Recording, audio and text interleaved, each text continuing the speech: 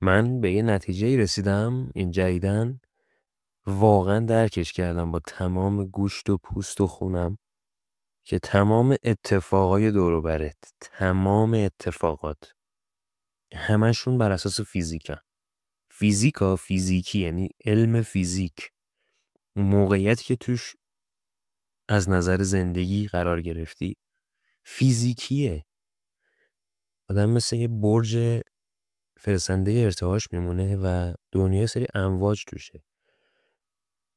این امواجی که تو میفرستی با اون امواج اگه مچ باشه اونا رو جذب میکنه، از جنس اونا رو جذب میکنه. به همین راحتی آدمی که سر راهت قرار میگیره، اتفاق خوب و بد که اصلا وجود نداره. اتفاقاتی که برات میفته ما گذاشتیم خوب و بد، همش فیزیکه.